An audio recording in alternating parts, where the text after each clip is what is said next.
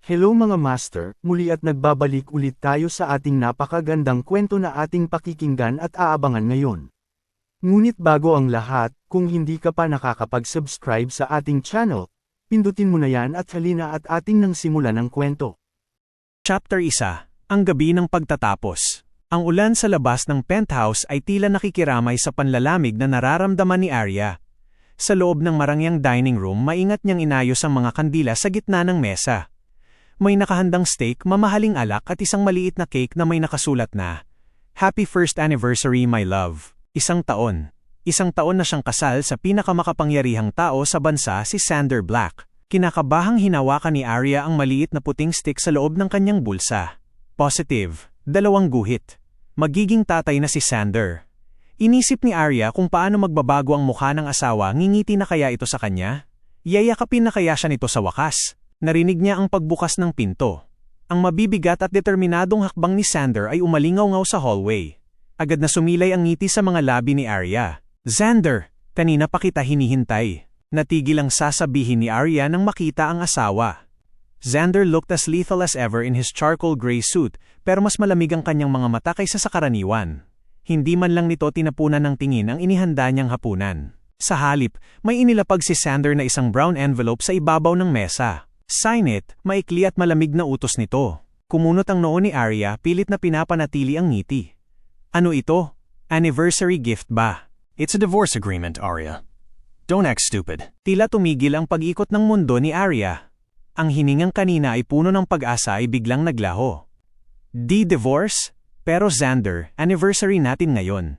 May sasabihin sana ako sa'yo. I don't care about your anniversary and I definitely don't care about what you have to say," putol ni Xander sa kanya.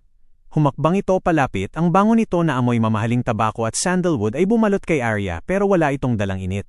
"Sofia is back. She's at the hospital and she needs me. Our contract is over." "Contract?" bulong ni Arya, nanginginig ang boses. Akala ko ba totoong kasal ito? "Xander, asawa mo ako." Isang mapait na tawa ang kumawala sa mga labi ni Xander. "Asawa? You were a replacement, Arya. Binili kita sa pamilya mo dahil kailangan ko ng asawang madaling kontrolin habang wala si Sofia. Ngayong nandito na siya, wala ka ng silbi sa akin." Dahan-dahang kinuha ni Arya ang divorce papers.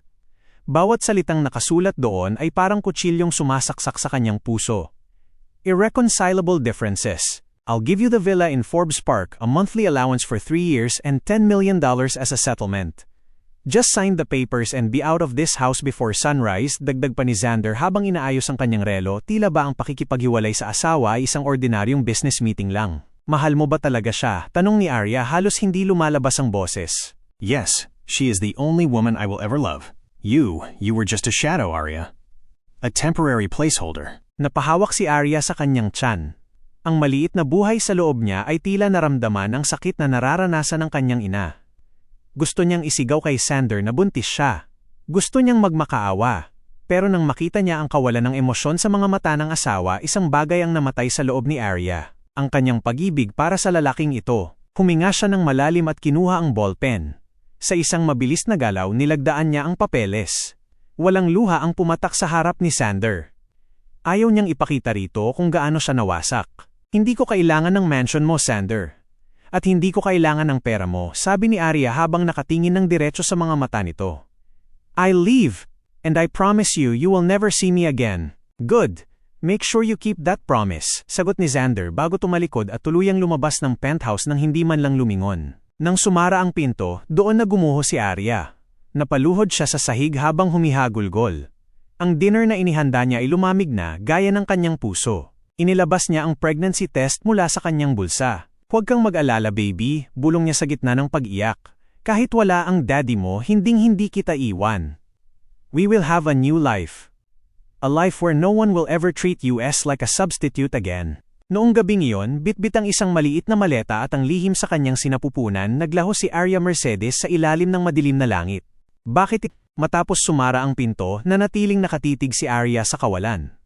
Ang bawat sulok ng penthouse na dati ay itinuturing niyang paraiso ay tila naging isang malawak at malamig na bilangguan.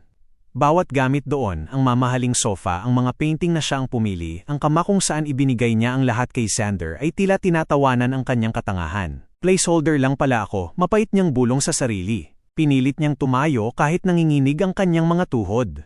Pumasok siya sa kanilang kwarto at binuksan ang cabinet.